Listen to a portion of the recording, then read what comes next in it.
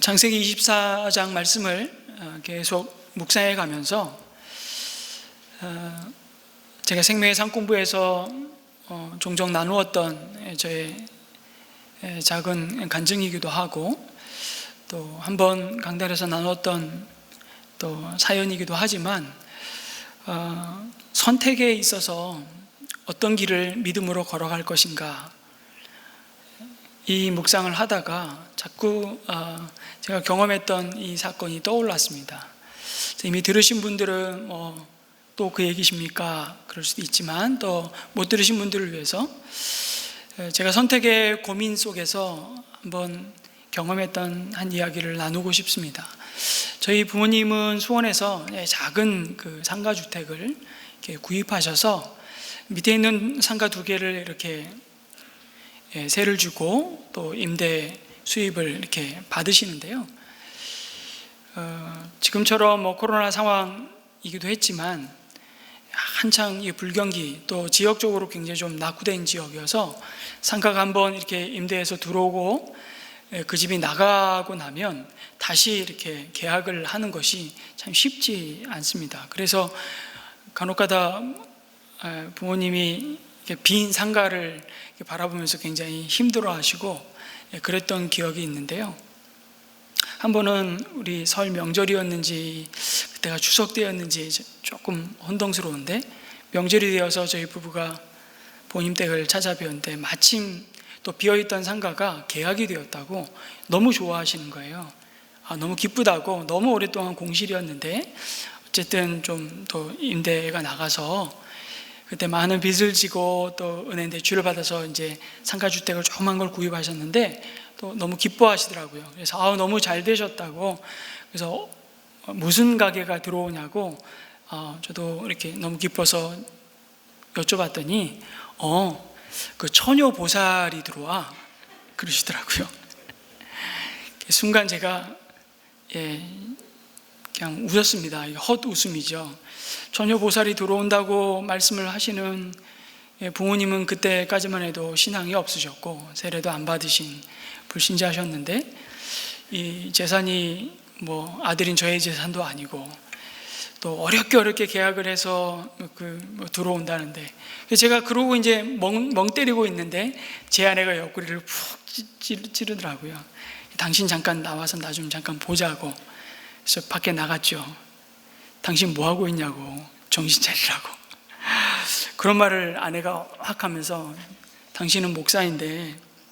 그때 그 아내의 말을 듣고 또 창세기 24장을 묵상하면서 신명기 7장 말씀을 쭉 읽는데, 아마 하나님께서 그때 제 마음에 확 이렇게 주신 말씀이 신명기 7장 26절에 너희들은 주님께서 미워하시는 것을 너희들의 집에 끌어들이지 마십시오.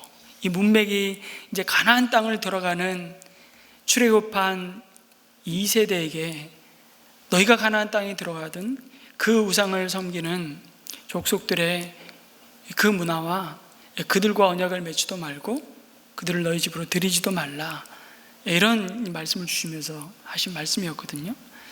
정신이 번쩍 나더라고요. 그러고 나서 다시 방에 들어가서 아버님께 정중히 한 가지 요청을 드렸습니다.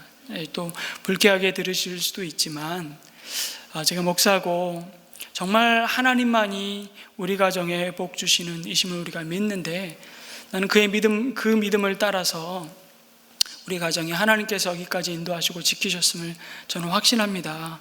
불편하시더라도 이번 계약은 없던 걸로 해주시면 제가 그 계약자 찾아가서 위약금을 다 변상하도록 아버님 허락해 주시면 제가 그렇게 하겠습니다.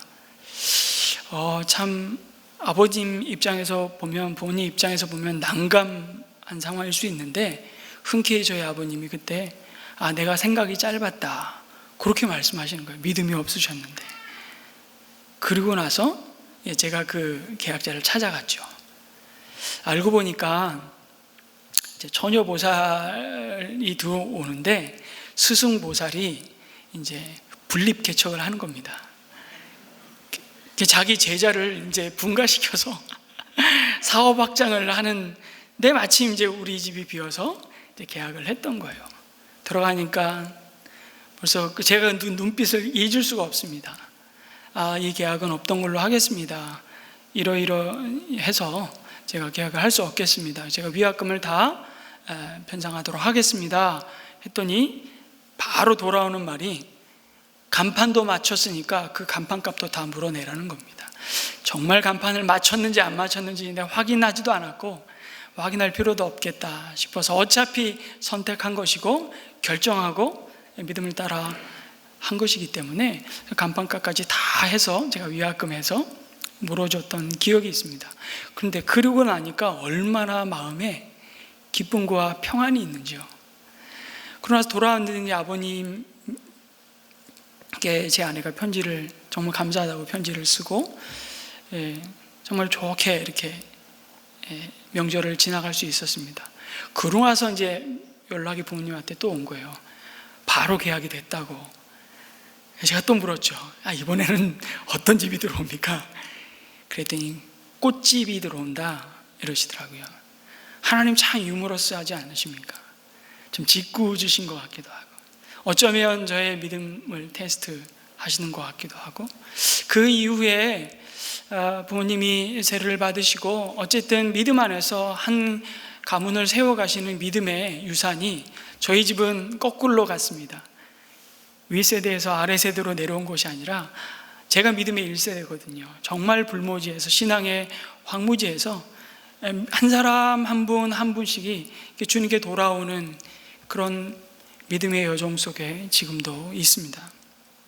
제가 이 말씀을 왜 드리냐면, 아브라함이 창세기 22장에서 정말 선택의 기로에 서서 하나님의 약속의 언약의 말씀을 붙들고 이삭을 번제로 바치라고 하신 큰 불시험을 지나가고 정말 새로운 믿음의 세계로 들어갔습니다.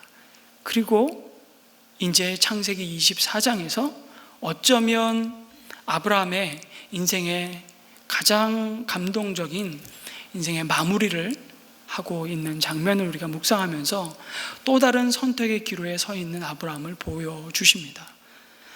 아브라함이 열국의 어미로 불렸던 자신의 아내 사라의 장례를 마치고 이제 외아들 이삭의 결혼을 준비하는 과정을 창세기 24장에서 상세히 소개합니다. 창세기 50장의 말씀 가운데 24장이 가장 긴 장입니다. 이때 아브라함의 나이가 140세, 아들 이삭은 40세였습니다. 이제 늙은 아버지와 노총각 이삭만이 유일한 혈육으로 남아 있었습니다. 하나님은 계속해서 아브라함의 믿음을 연단해 오셨죠. 하나님이 아브라함을 부르실 때 주신 여러분 약속이 무엇입니까? 내가 너에게 가나안 땅을 반드시 주겠다고 하셨습니다. 그리고 내 자손을 하늘의 별과 같이 바다의 모래와 같이 하여 큰 민족을 이루게 하시겠다고 약속하셨습니다. 그리고 너를 축복하는 자를 내가 축복하고 너를 저주하는 자를 내가 저주하겠다고 말씀하시며 내가 복이 될 것이라고 말씀하십니다. 놀라운 은혜입니다. 그러나 주어진 이 현실은 어떻습니까? 약속의 말씀과 비교해 본다면 참 초라해 보일 수밖에 없었습니다. 이제 겨우 자신의 소유로 등기된 땅은 자기 아내를 묻은 막벨라 굴이 있는 밭이 전부였습니다. 여러분, 이 땅을 하나님의 백성으로 살아가는 참 그리스도인의 삶이 이와 별반 다르지 않다는 생각을 종종 해보게 됩니다. 하나님의 변함없으신 약속은 있지만 현실은 그 약속을 반영하고 있지 않는 것처럼 보이는 것입니다. 그래서 우리는 조급해합니다. 불안해하고 두렵습니다. 그래서 우리는 성급하게 뭔가를 결정하고 이 답답한 현실을 바꿔보려고 합니다. 그래서 때때로 하나님께 묻지 않고 우리는 경험과 우리의 상식과 때로는 우리의 고집을 따라 선택합니다. 그리고 세상의 방식과 타협하는 것입니다. 그러나 믿음의 조상 아브라함을 통해서 보여주시는 것이 무엇입니까? 그 육신의 생각을 조차 하나님의 뜻을 이루고자 했던 모든 계획이 물거품이 되게 하시는 것입니다. 그 육신의 열매도 다 내려놓게 하셨습니다. 그렇게 해서라도 하나님의 약속을 붙들게 하시는 것이 진짜 은혜임을 깨닫게 하십니다. 보십시오. 상속자로 삼고자 했던 종 엘리에셀, 다메섹에서부터 아브라함과 함께 했던 종 엘리에셀도 내가 너에게 약속한 그 후손이 아니다. 아브라함은 고집을 피우죠. 내 모든 것을 상속할 자를 이 엘리에셀로 삼겠습니다. 하나님 아니라고, 그 생각을 내려놓으라고 하십니다. 하갈의 몸에서 낳은 이스마엘도 약속의 씨가 아니라고 하셨습니다. 그리고 아브라함에게 인간의 모든 가능성이 사라졌을 100세에 드디어 약속의 자녀 이삭을 선물로 주셨습니다. 그런데 그 이삭도 너의 소유, 내가 낳은 자가 아니라 나 하나님이 약속 가운데 준 자식임을 철저히 깨닫게 하시는 불시험을 받죠. 그것이 지난주 살펴본 모리아산에서 이삭을 번제로 바친 사건이었습니다. 그 일을 통해 아브라함의 마음은 확정되었습니다. 이제 하나님의 약속은 주님이 이루시겠구나. 그 믿음의 고백을 여호와 이레의 하나님으로 찬양합니다. 그리고 아내 사라를 먼저 주님의 품으로 떠나보내지만 아브라함은 요동하지 않습니다.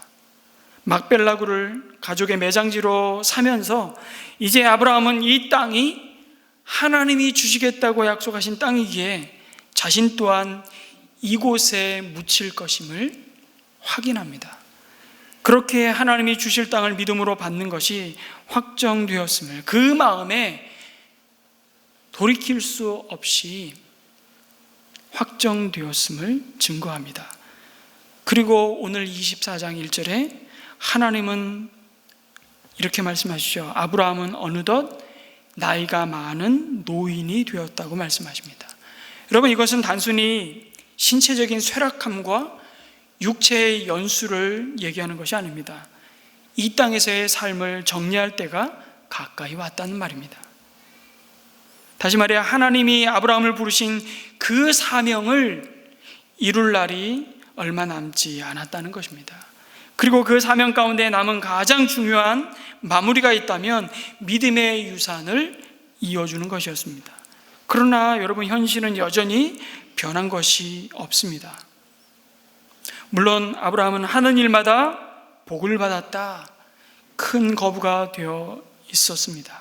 여전히 가나안 땅의 나그네 신세였지만 그 어느 부족도 아브라함을 함부로 대할 수 없었습니다. 주변에 많은 사람들로부터 존경을 받았고 선한 영향력을 가지고 있었습니다. 그러나 하나님의 은혜로 얻은 이삭은 홍기를 놓쳤습니다.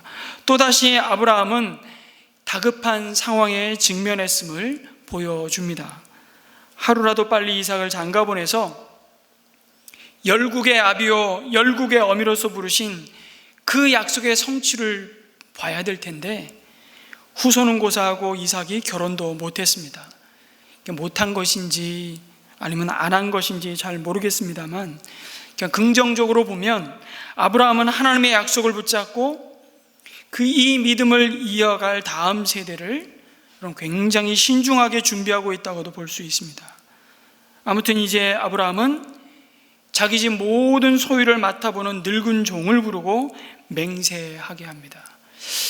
창세기 24장 끝까지 이 종의 이름을 밝히지 않습니다. 왜냐하면 이 종은 주인공이 아니기 때문입니다. 그러나 이 종의 스토리가 사실 창세기 24장에 가장 길게 기술되어 있습니다. 왜 이름을 밝히지 않으셨는지는 잘 모르겠습니다. 아마도 많은 성경학자들은 바로 이 종이 아브라함과 오랜 세월을 함께 그 믿음의 여정을 걸어왔던 엘리에셀이었을 것이라고 봅니다. 그 종을 불러서 맹세하게 하죠. 너의 손을 나의 다리 사이에 넣으라고 말합니다. 그러면 이게 좀 이상한 표현이죠. 이 행위는요, 할례에 준하는 언약의 행동임을 알 수 있습니다. 여기 남자의 다리 사이는 사실은 왕곡 어법입니다. 정확히 말씀드리면 남자의 생식기 밑에 손을 넣는다는 것입니다.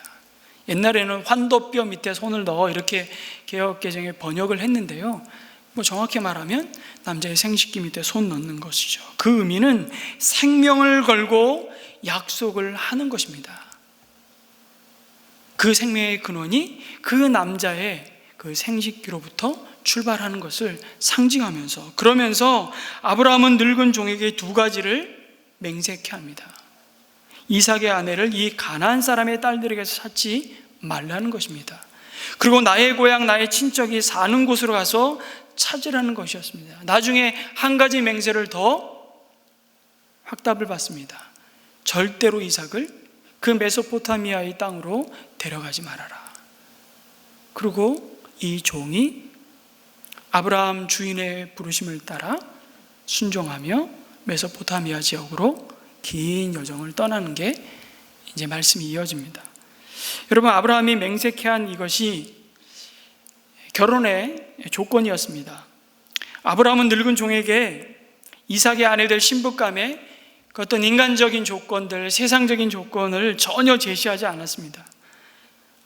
적어도 집안은 어느 정도 해야 되고, 외모는 적어도 자신의 아내 사라 정도는 아니어도 봐줄만 해야 되고, 등등등 전혀 그런 조건을 제시하지 않습니다.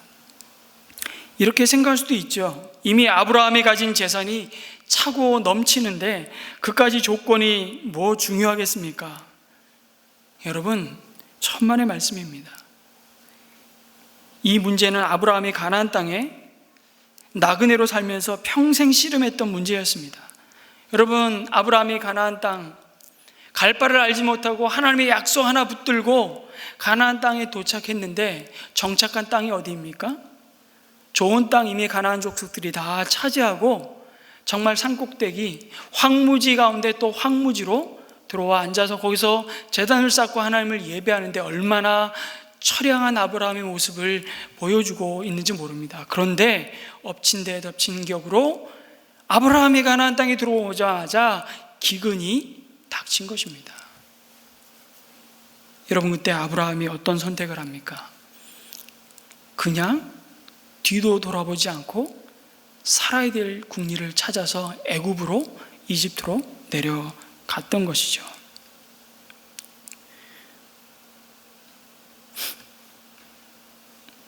그때 어떤 일을 겪죠? 비굴하게 거짓말하면서 자신의 생명을 지켜야 된다는, 자신의 삶은 자기가 책임져야만 된다라고 하는 그 두려움과 평생을 싸웠습니다.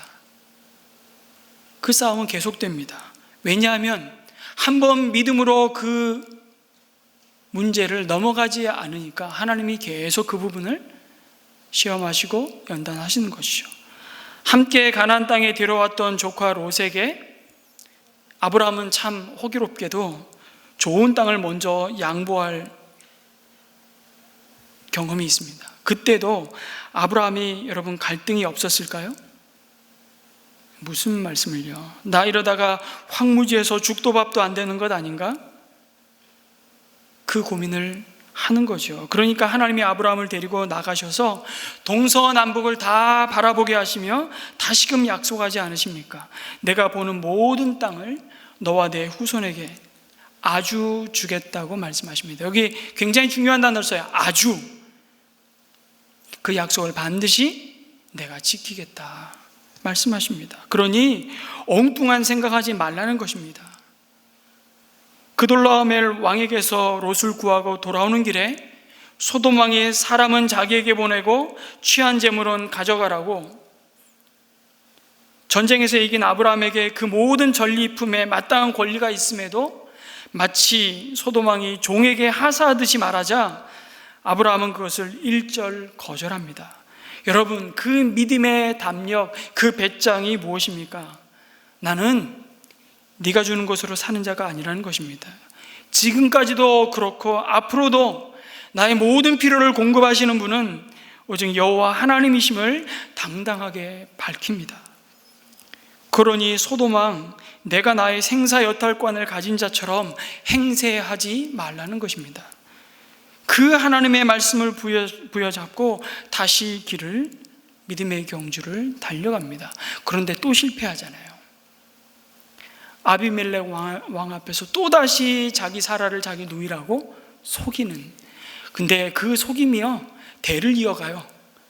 이삭이 리브가를 똑같은 왕에게 똑같이 자기 누이라고 속였다가 들키죠. 리브가를 스킨십하는 장면이, 그 성경에 그렇게 표현됐어요. 아내를 스킨십하는 장면이 들통이 나면서 아비멜렉 왕에게 오히려 이 언약의 사람이 책망받는 장면을 드러내십니다. 먹고 사는 문제요, 그 현실이고, 그건 믿음의 사람에게도 언제나 큰 시험이고 믿음의 연단이었습니다. 선택의 앞에서. 그런데 마침내 아브라함은 23장에서 우리가 보았듯이 아내의 매장지 막벨라 굴을 헷 족속에게서, 그것도 정말 비싼 값을 치르고 삽니다. 이 모든 믿음의 연단을 통해 하나님을 온전히 신뢰하는 믿음의 세계로 들어갑니다. 여러분, 만약 그렇지 않았다면 아브라함은 이삭의 아내를 유력한 가나안 땅의 족속 가운데서 찾았을 겁니다.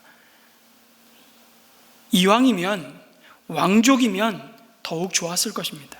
그러나 아브라함은 눈에 보이는 힘에 소망을 두지 않았습니다. 그리고 인간적으로 보면 참으로 말도 안 되는 선택을 합니다. 여러분, 헤브론에서 자그만치 600km에서 한 800km 떨어져 있는 자신이 떠나온 고향 땅 하란으로 보여지는데요, 친족에게서 이삭의 아내감을 찾겠다는 것입니다.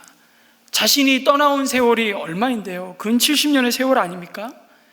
지금 아브라함이 뭐가 아쉬워서 거기까지 가서 아들 이삭의 신부감을 찾아야 한단 말입니까? 왜 이런 무모한 일을 합니까? 아니, 노총각 이삭을 하루라도 빨리 결혼시키려면 이런 방식은 참 어리석은 선택이죠. 가나안에 얼마나 여인들이 많았겠습니까? 말씀드렸듯이 아브라함의 가문 정도면 그 유산을 다 물려받는 이삭과 결혼하기 위해서 여러분 굉장히 많은 처자들이 꽤나 긴 줄을 섰을 겁니다. 왜 아브라함은 손쉬운 길을 거부하고 이 무모한 선택을 합니까? 왜 아브라함은 가나안 사람의 딸들에게서 이삭의 신부감을 찾지 말라고 하나님 앞에서 자신이 맹세하고 또 종에게 맹세시킵니까? 그것은 한마디로 하나님의 약속의 말씀을 믿는 믿음의 선택이었습니다. 아브라함에게는요, 어쨌거나 그냥 결혼을 시켜야 되겠다는 마음에서 지금 이 문제를 바라보는 것이 아닙니다. 그것이 중요한 것은 어떤 결혼을 시킬 것인가라는 것이죠. 이 결혼이 하나님의 언약의 약속 가운데 있느냐, 이것을 아브라함은 주목하고 있는 것입니다. 중요한 것은 아브라함의 다음 세대가 하나님의 언약 가운데 세워지는 것이었습니다. 좁은 길이었지만 이미 아브라함은 하나님이 자신과 자신의 후손에게 하신 약속이 여러분 단순히 가문의 영광을 빛내는 문제가 아니라는 것을 깨달았던 것입니다.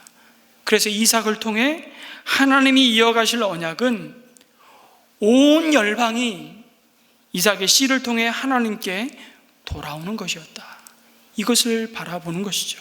하나님만을 경외하며 온 세상의 주인이신 하나님의 복을 누리도록 우리를 먼저 부르셨기에 이 복을 흘려보내는 축복의 통로로 우리 가문을 세우셨음을 믿는 믿음의 선택이었던 것입니다.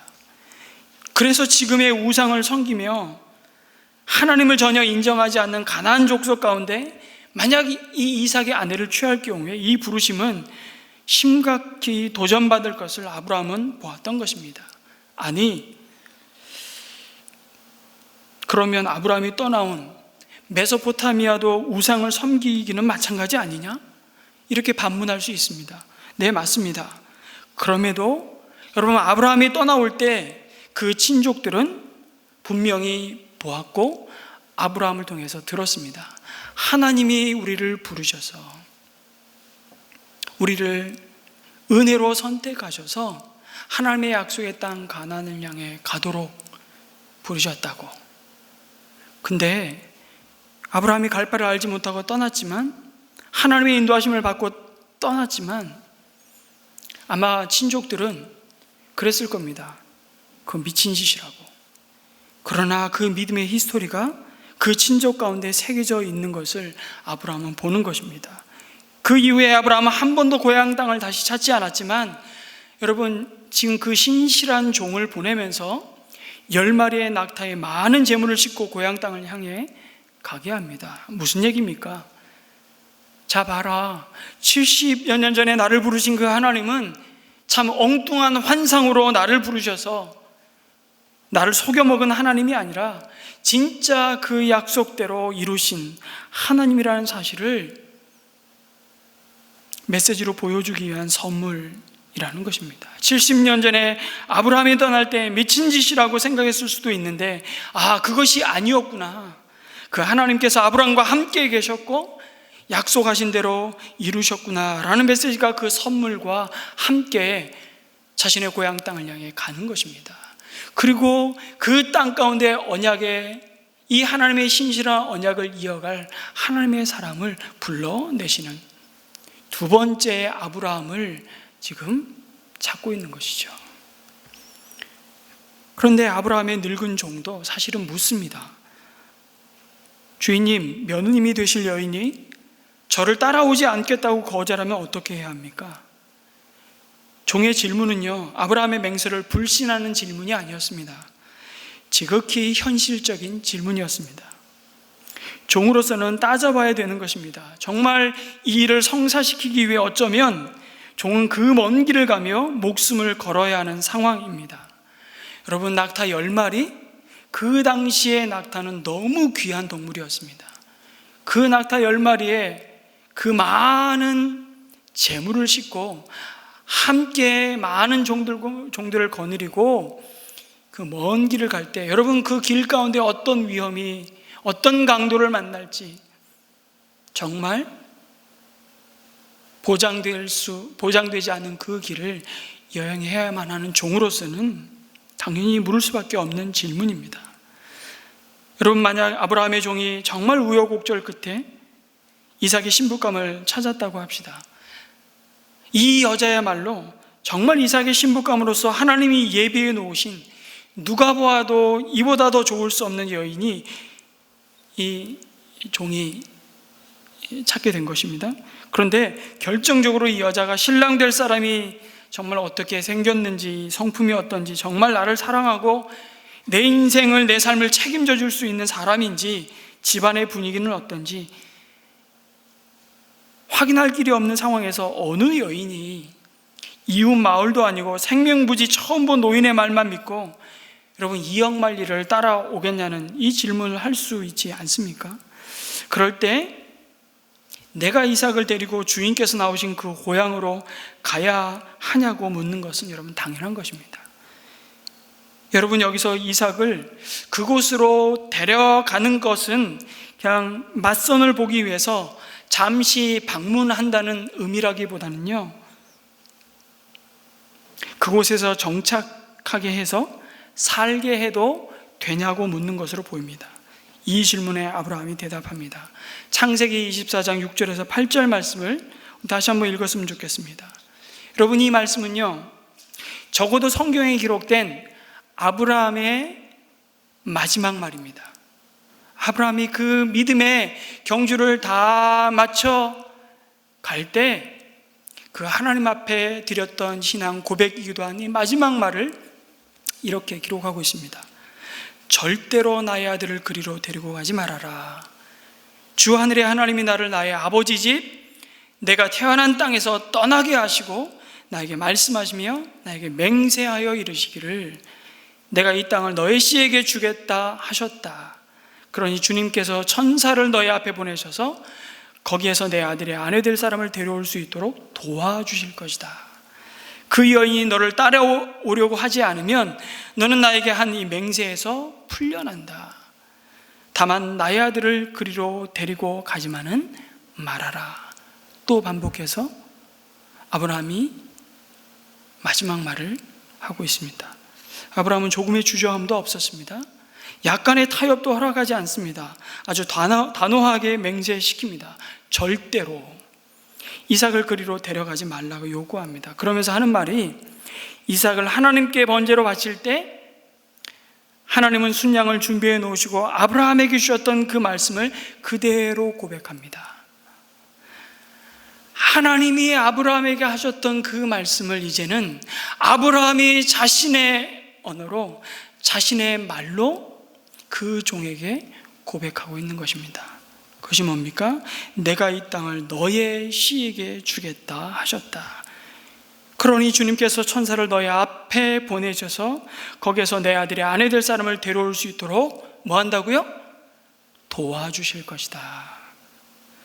여호와 이레의 하나님을 귀로만 들었던 아브라함이 아니라 이미 눈으로 보았던 그가 그 시험을 지나서 온전한 믿음의 세계에 들어갔음을 지금 선포하고 있는 것입니다.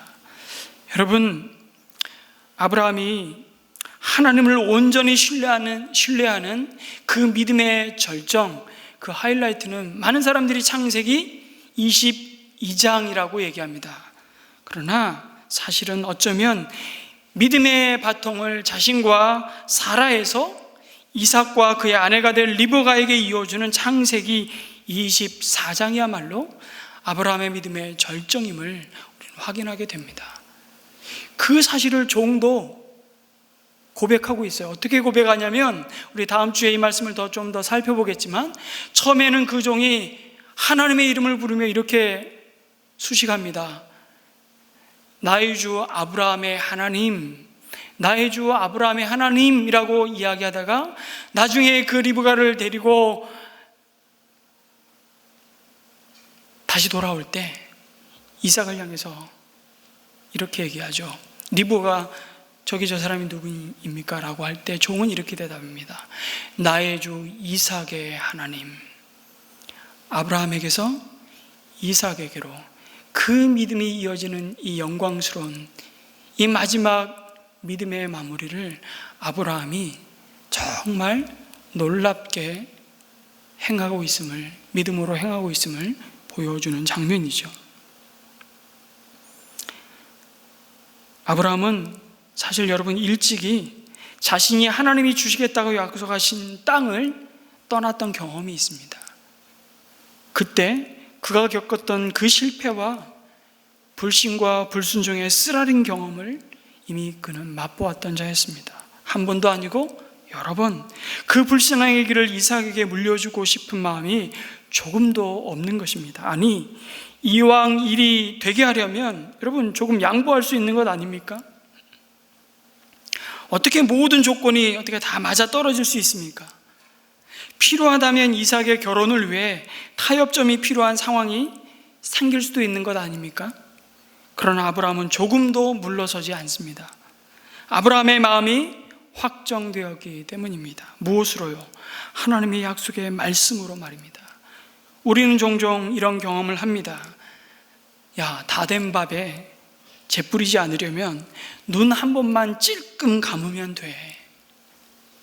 그러면 엄청난 수익이 보장되는 계약이 있습니다.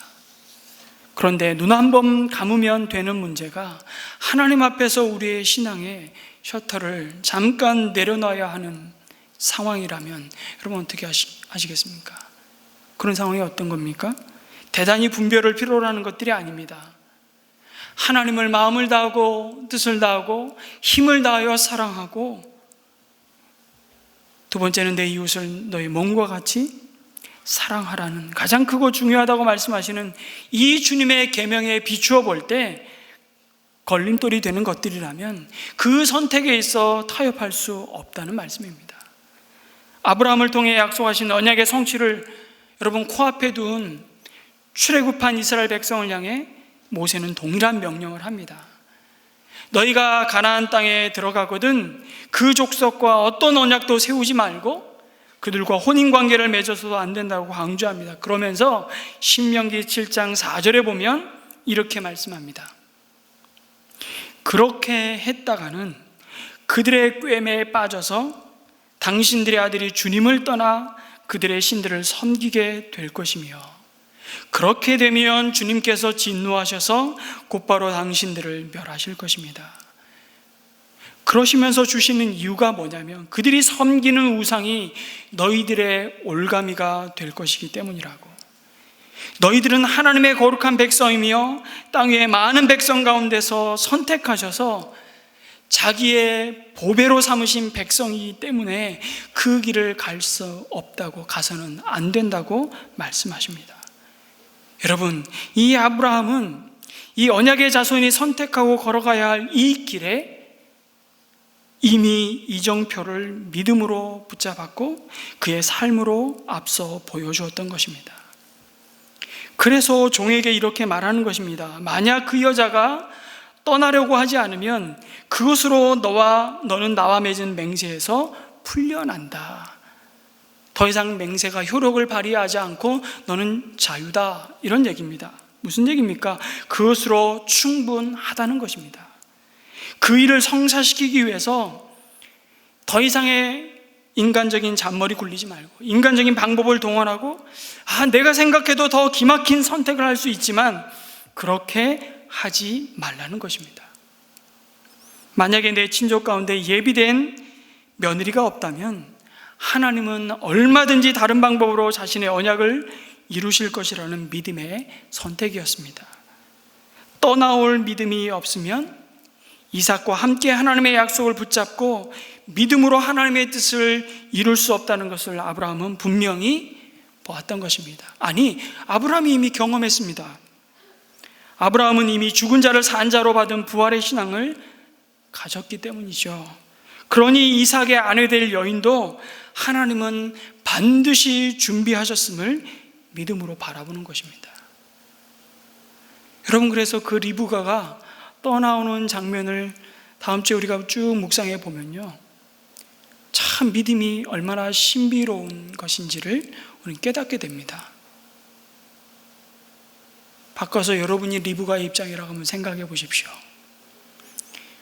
그래서 리브가가 열국의 어미인 사라를 이어서 언약의 대를 이어가는 믿음의 사람으로 택함 받는 것이죠. 아니, 그 하나님의 은혜가 임했음을 리브가를 통해서 보게 하십니다. 그래서 리브가를 여자 아브라함이라고 부릅니다.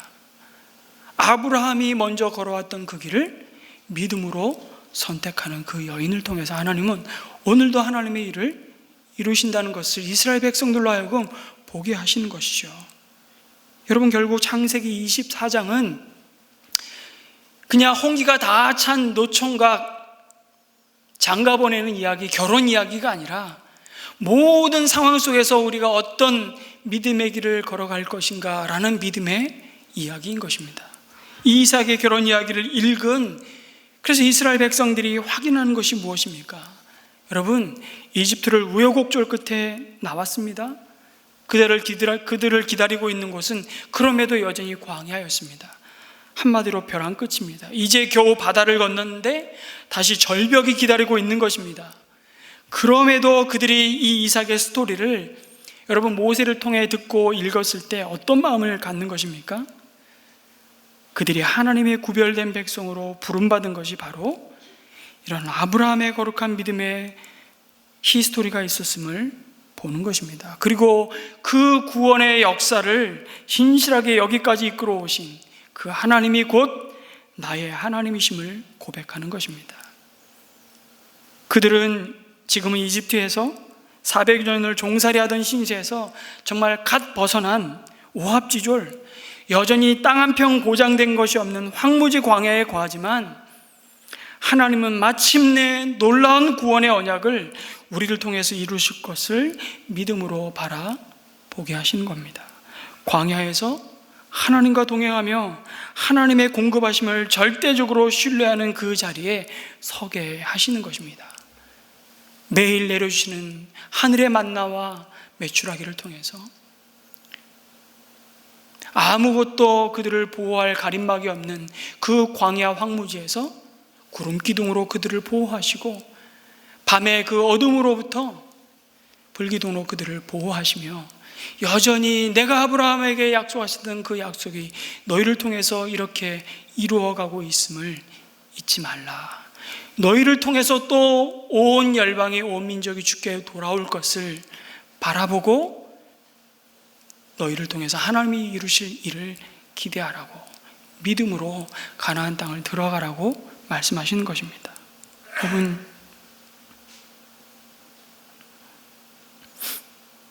이 놀라운 하나님의 약속이 이토록 놀랍게 이루어진 믿음의 스토리가 있음을 그들이 보는 것이죠. 그들이 또한 동일한 부르심 앞에 서 있음을 기억하며 너희 마음을 하나님께 확정하고 믿음으로 행하라고 하나님은 너희를 종되었던 자리에서 건져내셨다고, 어둠에서 빛으로 사망에서 생명으로 너희를 불러내신 능력의 하나님이시라고 말씀하시는 것입니다.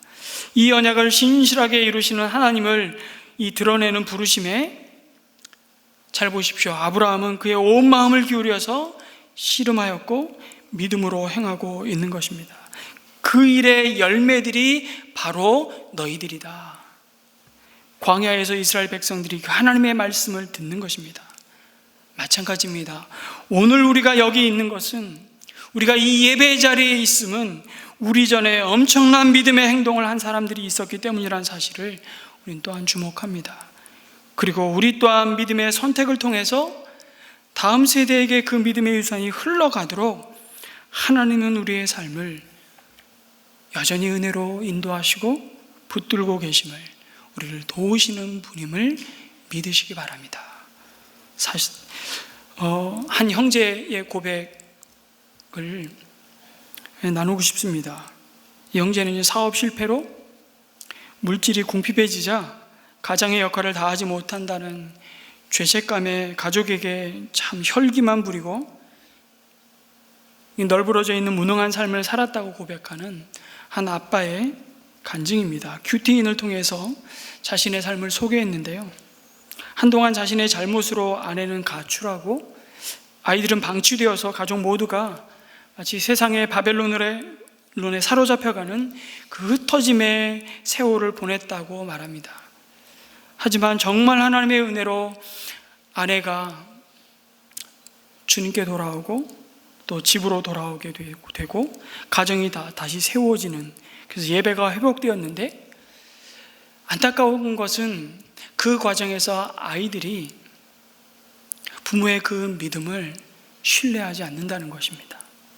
아이들은 주일만 되면 이런저런 핑계를 대고 예배에 빠지거나 예배를 드려도 핸드폰만 보면서 바벨론 같은 세상에 머물러 있는 상황이라고 얘기합니다. 그 모습을 볼 때마다 이 아빠는 혈기가 올라와서 막말이 쏟아져 나올 때가 종종 있다고, 그러나 그때마다 입을 다물게 하는 사건을 이 형제가 경험하게 됩니다. 한 번은 작은 딸이 시험 기간에 공부하지 않아서 성적이 참 좋지 않았습니다. 아빠는 부모로서 지은 죄가 많기에 정말 그냥 미안한 마음을 담아서 위로한답시고 딸에게 공부 안 한 것 치고는 성적이 잘 나왔네 이러고 말을 했다는 겁니다. 위로가 됩니까? 그런데 딸은 오히려 화를 내면 저 같아도 화를 냈을 것 같아요. 왜 비꼬는 거예요? 나한테는 전혀 위로되지 않은 이 성적이 안 좋으면 그냥 안 좋다고 말하세요 라고 아빠를 확 이제 공격하는 것이죠. 순간 혈기가 올라와 딸과 심각한 언쟁을 벌였습니다. 아마 표현은 안 했지만 딸을 때렸는지, 그러자 딸은 이제 눌러놓았던 그 감정이 폭발해 버렸습니다. 그리고 서슴없이 아빠의 면전에서 쏟아내기 시작하는 거죠. 아빠는 가식적이야. 가족을 위하는 척하지만 혼자 모든 걸 다 결정해 놓고 아빠 생각과 다르면 무조건 잘못되었다고 하고 반박하면 화내고, 아빠는 정말 쥐구멍이라도 있으면 들어가고 싶은 심정이 되었던 것이죠. 당황스러웠지만 생각해 보니까 다 맞는 말이었던 것입니다. 이기심을 이해심으로, 아집을 신념으로 위장해서 강요하고 수틀리면 혈기 부려서 제 생각을 관철시키는 답정남임을 자신만 모르고 있었다는 것입니다. 답정남이 뭡니까? 답이 정해져 있는 남자, 답정남이었던 것이죠. 민낯이 드러난 것 같아 부끄러웠지만 그 순간 더 이상 회피하고 이 상황을 모면하는 것으로는 근본적인 해결이 될 수 없음을 성령 하나님이 강하게 그 아빠의 마음을 도전하셔서 그때 딸 앞에 고백했다는 것입니다.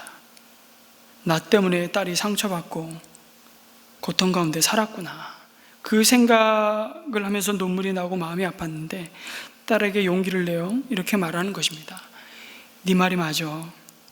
아빠의 이기심으로 엄마와 너에게 많은 상처를 주고 결국 가정을 무너뜨렸다. 엄마가 가출했을 때 아빠가 복수심으로 엄마를 고발하면서 겉으론 아닌 척 가식을 떨었어. 그동안 가슴 아프게 한 걸 정말 진심으로 용서해다오. 그런데 지금은 아빠가 하나님을 만났어. 하나님은 항상 오르신 분이라서 그 하나님이 아빠 죄를 지금 보게 하시고 회개하게 하시는 중이야. 너도 아빠가 만난 하나님을 만났으면 정말 좋겠다. 그 마음으로 아빠가 너에게 이야기하는 거야. 딸과 눈물로 정말 너무 고통스러웠지만 지나간 시간들, 자기가 엎질러 놓은 그 많은 실수와 실패와 고통의 열매들을 마음에 담고 눈물로 딸과 대화를 했던 것입니다. 여기서부터 새로운 믿음의 세계가 열리기 시작했습니다. 그 후 딸은 이제 문제가 있으면 답정남인 아빠와 상의하려고 말을 걸어오기 시작했다는 것이죠. 한결 관계가 좋아져도 기뻐하는 자신의 모습을 간증하면서 마지막으로 이런 고백을 하고 간증을 마칩니다. 사람을 변화시키는 것은 가르치는 것이 아니라 자신의 죄를 인정하고 고백하는 것임을 경험했다고 말하고 있는 것입니다. 여러분, 선택의 기로에 서서 하나님의 약속의 말씀을 붙들고 하나님이 부르신 그 자리를 지킬 때 여호와 이레의 하나님은 오늘도 여전히 놀랍게 예배하신 은혜를 부어주시는 것을 보는 것입니다. 여러분, 동일한 하나님의 은혜가 이번 한 주간도 하나님의 약속을 붙들고 믿음으로 선택하며 좁은 길이지만 여전히 좁은 문을 지나 좁은 길을 걸어가고 믿음의 긍휼을 달려가지만 그 속에서 저와 여러분의 삶에 함께 하시는 주님의 또 다른 은혜의 세계를 경험하고 들어가는 저와 여러분 되시기를 주님의 이름으로 축복합니다. 아멘.